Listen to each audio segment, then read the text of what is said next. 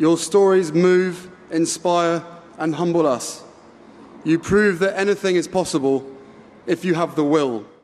Prince Harry's inaugural Invictus Games last month in London. Welcome to the Games. Welcome to Invictus. A world-class competition for the world's most athletic wounded warriors. Only 100 were chosen to represent Team USA.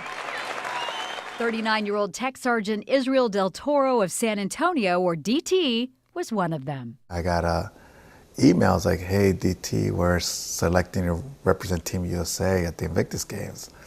And I'm like, no way. He competed in cycling, track and field, and powerlifting, and did very, very well, and made quite an impression with the Prince of Wales. And it's like, is that the hat? It's like, yeah, this is the hat. We're talking, BSing. Prince Harry knew all about DT and the meaning of that hat. The only thing that it got was this little singe right there. That's it, this little thing. It was in his left pocket the day his life changed forever. In 2005, DT was a TAC-P in the Air Force, a special operator whose primary job is to call in airstrikes in enemy territory. That December, he set out with a scout team in Afghanistan. There was a high-value target, and there's a supply route that the Taliban was using. It was December 5th, his wife's birthday. The team decided to split up. They were heading back into town when they hit an IED. I'm sitting in the truck, and everything just slows down.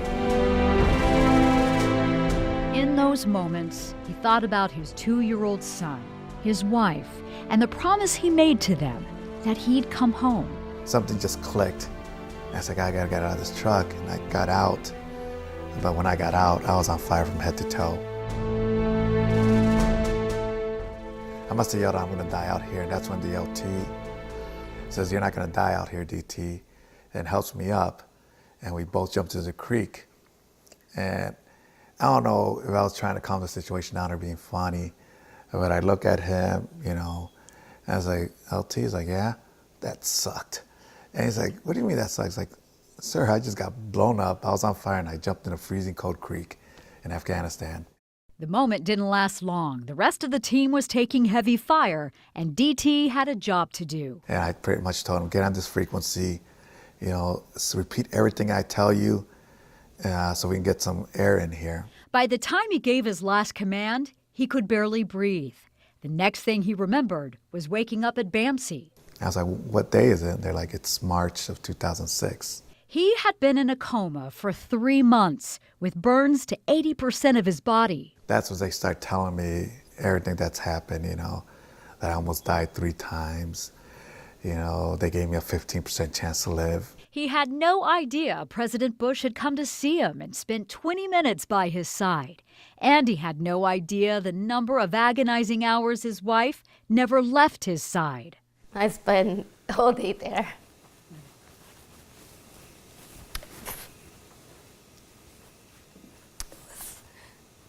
Like 8 hours a day or more. DT was told he may never walk again. He'd be on a respirator for the rest of his life, and his military career was over. And sure, I pretty much told him, they can kiss my He worked hard, he fought through the pain, and got better by the day. Never throughout my recovery did I ever wish that I had died, never. Until I did see my face for the first time. DT says most of the mirrors inside the burn unit at BAMC are covered up, allowing patients to gradually see their injuries. But the day he saw his face was an accident. I slipped, and they must have grabbed the towel that was covering the mirror, and I saw myself, and I broke down. He says his first thought and his biggest fear that his son would be afraid of him. Because for almost a half hour, I was inconsolable. I didn't care. I was like, you should have let me die. You should have let me die. Weeks later, he faced his fear and looked at his son right in the eye. He says, Papi? And I'm like, yeah.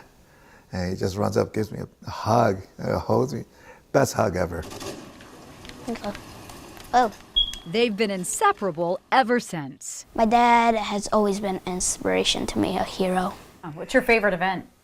Javelin. The javelin. Yeah, I actually hold 2 world records right now for shot put and javelin for my class.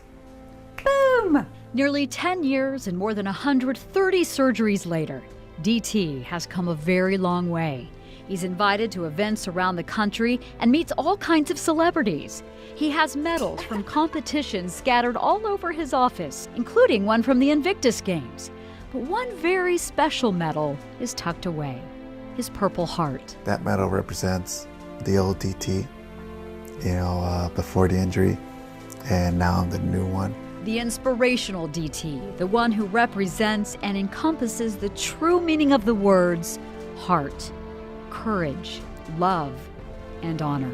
But yeah, I might have gotten a bad break, but I still got a lot to live for.